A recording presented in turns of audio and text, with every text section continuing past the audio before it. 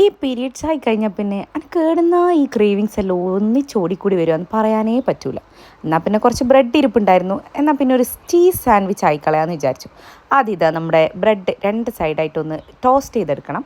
പിന്നെ ഇവിടെ ഒരു വെജ് മയോ എടുക്കുന്നുണ്ട്, ഞാൻ ആമസോണിൽ നിന്ന് വാങ്ങിച്ചായിരുന്നു. അപ്പോൾ അത് നമ്മൾ ഒരു ബ്രെഡിൻ്റെ മേലെ ഇങ്ങനെ നന്നായിട്ട് തേച്ച് കൊടുക്കുക. വേറെ പ്രത്യേകിച്ച് പരിപാടിയൊന്നുമില്ല, ഇത് സിമ്പിളായിട്ടുള്ളൊരു സാൻഡ്വിച്ച് ആട്ടോ. പക്ഷേ ടേസ്റ്റ് എന്ന് വെച്ചാൽ അപാര ടേസ്റ്റാണ്. ഏത് സ്പ്രെഡ് വേണമെങ്കിൽ നിങ്ങൾക്ക് ആക്കാം കേട്ടോ. എൻ്റെ കയ്യിൽ ഇപ്പോൾ കുറച്ച് മയം ഉള്ളതുകൊണ്ട് ഞാൻ അതാക്കി.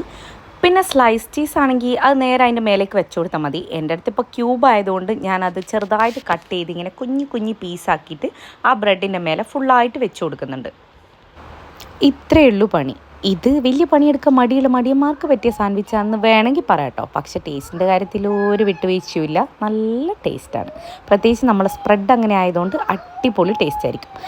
പരിപാടി കഴിഞ്ഞു. ഇനി ഇതിൻ്റെ മേലേക്ക് വേറൊരു ബ്രെഡും കൂടെ എടുത്ത് അങ്ങോട്ട് വയ്ക്കുക. പിന്നെ നമ്മൾ പാനിൻ്റെ മേലെ വെച്ച് ചെറുതായിട്ട് നമ്മുടെ ആ ഒരു ചീസ് മെൽട്ടാവുന്നവരെ ഒന്ന് കുക്ക് ചെയ്തെടുക്കുക. അത്രയേ ഉള്ളൂ. പരിപാടി കഴിഞ്ഞു. അടിപൊളിയായിട്ട് സെറ്റായി വന്നിട്ടുണ്ട്. നമ്മുടെ ചീസൊക്കെ നല്ലപോലെ മെൽട്ടായി വന്നിട്ടുണ്ട്. ഇനി എന്താ പരിപാടി? ഭേഷായി കഴിക്കുക, അത്ര തന്നെ. അപ്പോൾ ഞാനിതെല്ലാം കൂടെ എടുത്ത് വെച്ച് ഒരു ഭംഗിക്ക് ഒരു മുട്ടയും കൂടെ പുഴുങ്ങി എൻ്റെ ഡിന്നർ അങ്ങ് സെറ്റാക്കി. നല്ല ടേസ്റ്റായിരുന്നു, ഒരു കോംപ്രമൈസും ഇല്ല. എല്ലാവരും എന്തായാലും ട്രൈ ചെയ്ത് നോക്കുക.